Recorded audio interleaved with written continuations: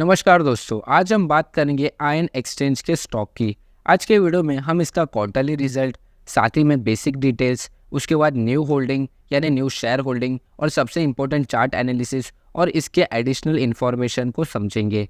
ये सारी चीज़ें हम डिटेल में एनालाइज करेंगे, तो ये वीडियो बहुत ही इंपॉर्टेंट होने वाला है आयन एक्सचेंज के इन्वेस्टर्स के लिए और जो इसमें इन्वेस्ट करना चाहते हैं उनके लिए भी। इसलिए इस वीडियो को ज़रा भी स्किप करके ना देखें और चैनल पर नए हो तो चैनल को सब्सक्राइब करना ना भूलें। ये आपके लिए तो फ्री है, लेकिन हमें इससे बहुत फ़र्क पड़ता है।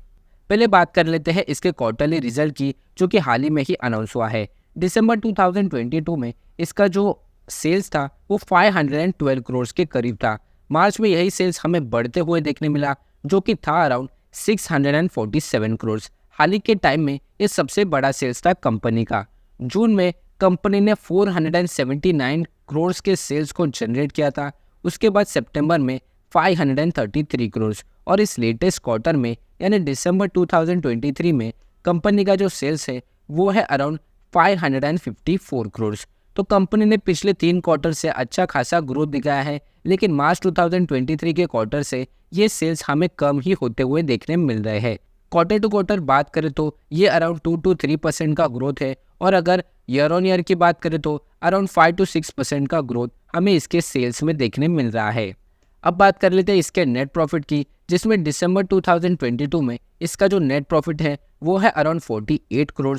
उसके बाद यही नेट प्रॉफिट हमें बढ़ते हुए देखने मिला 81 करोड़। हालांकि इस क्वार्टर में कंपनी को बहुत ही बड़े सेल्स हुए थे, इस वजह से इसका जो नेट प्रॉफिट में भी हमें ज़्यादा ग्रोथ देखने मिल रहा है। जून 2023 में यही ग्रोथ हमें कम होते हुए देखने मिला, जहां पर कंपनी को नेट प्रॉफिट 33 करोड़ का हुआ है। सितंबर 2023 में 42 करोड़ और दिसंबर 2023 के क्वार्टर में 47 करोड़ का नेट प्रॉफिट कंपनी ने जनरेट किया है। तो अगर आप ईयर ऑन ईयर की बात करें तो नेट प्रॉफिट में ये हमें डिक्लाइन देखने मिल रहा है। हालांकि क्वार्टर टू क्वार्टर एक ठीक ठाक सा ग्रोथ कंपनी में देखने मिल रहा है।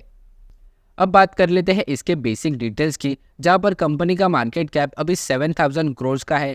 इसका जो हाई प्राइस है वो है अराउंड 688 रुपीज़, और प्रॉफिट ग्रोथ की बात करें तो बहुत ही कम प्रॉफिट ग्रोथ है, 3.66% का।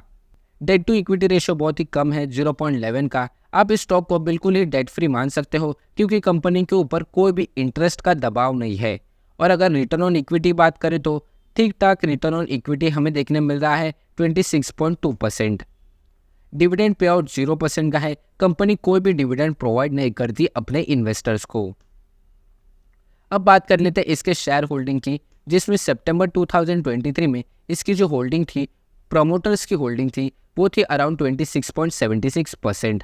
फॉरेन इंस्टीट्यूशनल इन्वेस्टर्स की होल्डिंग 3.94% की थी। डोमेस्टिकल इंस्टीट्यूशनल इन्वेस्टर्स की होल्डिंग काफ़ी अच्छी है इस स्टॉक में, 11.9%। पब्लिक की होल्डिंग 41.2% की है और अदर्स की होल्डिंग 16.1% की है। अब देख लेते हैं कि दिसंबर 2023 में क्या होल्डिंग निकल कर आती है। प्रमोटर्स की होल्डिंग लगभग सेम ही है, 26.46%। हालांकि सिर्फ 0.30% का एक नेगेटिव चेंज देखने मिल रहा है।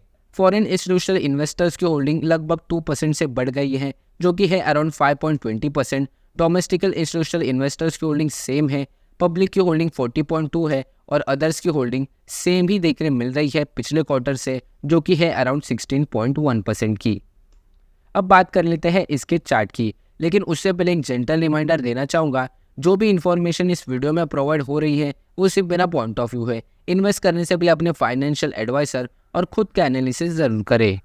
तो इसके पिछले 1 साल में कंपनी ने अपने इन्वेस्टर्स को अच्छा खासा प्रॉफिट बना के दिया है, जो कि है अराउंड 50.63% का। मई 2023 के बाद इस स्टॉक ने एक अच्छी खासी रैली स्टार्ट की थी, लेकिन हमें फिर से एक नेगेटिव मोमेंटम देखने मिल रहा है।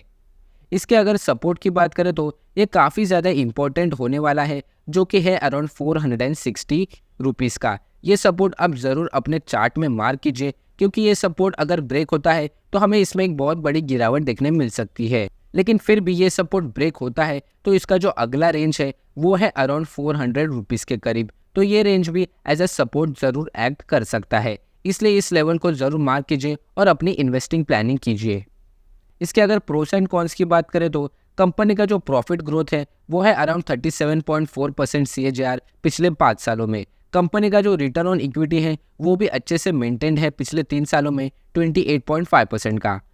कॉन्स की बात करें तो इसका जो स्टॉक प्राइस अपने बुक वैल्यू से 7.99 टाइम्स आगे चल रहा है। प्रोमोटर होल्डिंग काफ़ी ज़्यादा कम है 26.5%। तो ये थी सारी इन्फॉर्मेशन इस स्टॉक के बारे में। वीडियो अगर अच्छी लगे तो लाइक शेयर और चैनल को सब्सक्राइब ज़रूर करें।